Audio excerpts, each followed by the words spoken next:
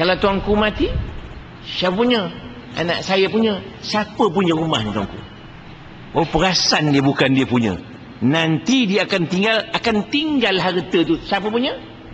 Anak dia punya. Anak-anak akhirnya siapa pun tidak punya sebenarnya. Punya itu sementara, baru perasan dia. Tidurlah dia kata. Baru pas perasan dia, rumah yang dia punya itu bukan dia punya sebenarnya. Betul. Maka orang kaya hendaklah anggapkan harta yang dipunyai itu sementara saja. Paling banyak orang kaya makan berapa pinggan nasi agak-agak? Ada dia makan 10 pinggan. Setengah pinggan pun belum tahu. Doktor tak bagi dia makan.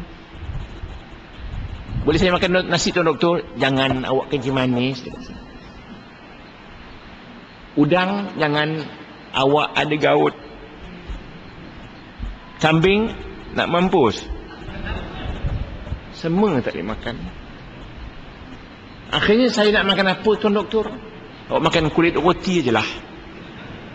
Aduh. Pernah tuan tengok orang kaya makan roti 18 keping? Tak ada, paling banyak setengah keping. 1 keping pun banyak. Ada sekali di Melaka, pertandingan makan roti canai. Seorang tu makan 18 keping dia makan. Lepas habis makan, dia minum, mati dia. Menang dia pertandingan, menang. Tapi mati. Kembung pokoknya, kembang roti canai tu. Dia. Mana kita punya sebenarnya? Dengan demikian, wang yang kita simpan itu belum tahu kita punya. Yang kita sedekahkan itulah yang kita punya. Maka yang kedua, madamal ulama ya'maluna bima alimu. Selamana ulama mengamalkan apa yang mereka tahu. Ulama waktu dulu sebelum mengaji dia jahil, kemudian dia mengaji, maka hilanglah kejahilannya. Yang kedua, selepas ia berilmu, hendaklah ia beramal. Yang ketiga, hendaklah menyampaikan kepada orang lain. Itu tujuan untuk ilmu. Yang pertama, menghilangkan kejahilan. Yang kedua, beramal dengan ilmu itu. Dan yang ketiga, menyampaikan kepada orang lain. Jangan sorok ilmu. Sorok ni ada dua. Yang pertama, sengaja tak nak mau mengajar. Yang kedua, menyembunyikan kebenaran.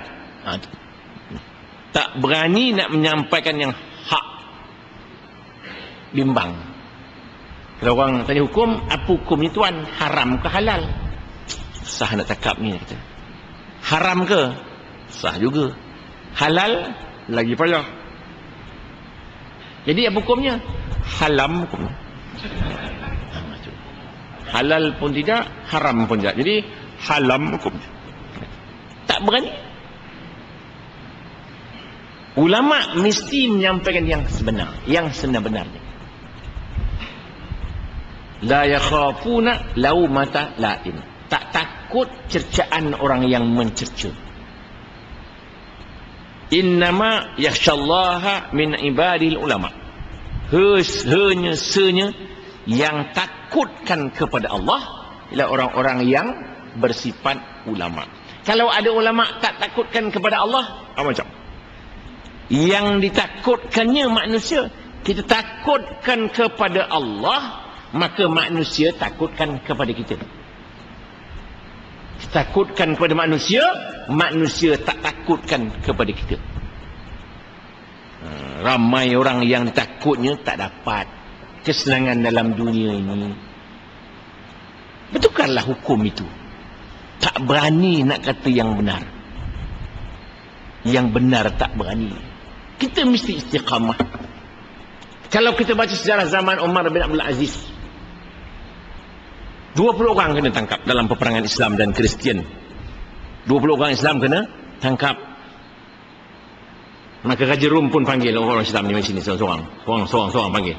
Mari sini, dia kata, saya nak tawarkan awak menjadi gubernur sebuah kawasan yang makmur, yang subur dengan tumbuh-tumbuhan. Kalau awak mau jadi gubernur, jadi ketua negeri itu, saya akan lantik awak jadi gubernur. Syarat awak masuk Kristian. Kalau awak tolak, saya akan pancung leher awak. Saya takkan jual agama saya dengan harga yang sangat murah. Dia pancungnya leher kawan tu, putus. Mengolik-golik kepala tu. Ya ayyatuhan nafsul mutmainnah, irji'i ila rabbiki radiyatan mardiyah, fadkhuli fi ibadi wadkhuli jannati. Membaca Quran, kepala yang telah putus tadi, golek-golek, berhenti dia. Lagi hangat panas hati dia kerja tu. Seorang lagi pula, awak macam, awak nampak kepala putus? Nampak. Awak nak gubernur ke nak putus kepala? Saya takkan jual agama saya. Dia pancung kedua lagi. Bahwa ayat yang kedua kata apa? Bahwa fi insyatir radiyah fi jannatin aliyah kutufuha daniyah. Elok sangkut sama kepala sebelah ni belah. Letak kepala tu. Yang ketiga pula, awak bagaimana? Saya naklah, dia kata. Yang ketiga sudah mau jadi gubernur ni. Ini nampak jadi gubernur, bos nombor satu dalam wilayah. Kaya raya ni, jadi bos ni. Setuju? Setuju. Nak masuk Kristian? Masuk. Jadi kalau awak setuju, sign kontrak. Dia pun nak sign. Datang menteri dia, tuanku nanti dulu. Sebelum kita sign kontrak ni, kita test dulu, betul ke dia orang sebelah kita. Kalau betul, suruh dia pancung leher kawan dia. Itu orang kita lah tu. Betul juga kata raja. Betul ke dia sebelah kita ataupun dia berpura-pura. Okey, test. Dia pancung leher kawan dia, putus. Nak harapkan jadi bos hari ni.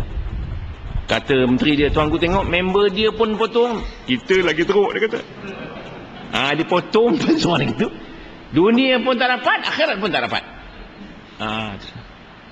Kerana sibuk dengan dunia pun satu sen tak dapat, akhirat pun sudah tidak dapat. Pasal sudah ingin murtad, hukumnya murtad. Kalau kita nak mencuri, tak jadi mencuri, tak dosa kita. Tetapi kalau ingin murtad, tak jadi murtad, murtad itu hukumnya. Pasal dia sudah redha dengan kufur, hukumnya kufur. Ar-ridha bil kufri kufrun, redha dengan kafir, hukumnya kafir. Terus kita tak boleh campur-campur. Kan maknanya kita lihat ya bahawa dalam Islam ini dia ada undang-undang. Apa nama itu? Thalathun jidduhun najidun wa hazluhun najidun. 3 perkara sungguh pun sungguh, tak sungguh pun sungguh. Akidah tak boleh main-main. Kan setengah seorang kata, kalau saya buat, saya kafir. Dia kafir terus. Walau dia tak buat. Kan banyak orang kata, saya tak buat, saya tak buat. Dia kata, saya tak buat. Kalau saya buat, saya kafir. Kafir dia. Pasal dia sudah main-main dengan akidah. Tak boleh cakap. Walaupun dia buat, tak buat, dia memang tak buat. Tapi dia sudah kata, kalau saya buat, dia tak buat. Kafir saya. Hukumnya kafir. Kalau mati, tanam hukum kubur Islam, tanam kubur Bengali. Ambil rasa. Hukum dia. Kedua, talak. Tolak tak boleh main. Dan ketiga, mendekatkan hamba. Tak boleh main-main. Itu dia. Itu dia. Maknanya, kita balik-balik bahawa ulama-ulama ikut. Tapi ulama kita kadang-kadang boleh dibeli. Senang. Sikit je. Kita baca sejarah Imam Ahmad bin Hanbal. Imam Ahmad bin Hanbal mengeluarkan fatwa mengatakan Quran itu kadim. Tapi khalifah ketika itu mengatakan Quran itu baharu, makhluk. Bercanggah ulama dengan pemimpin negara.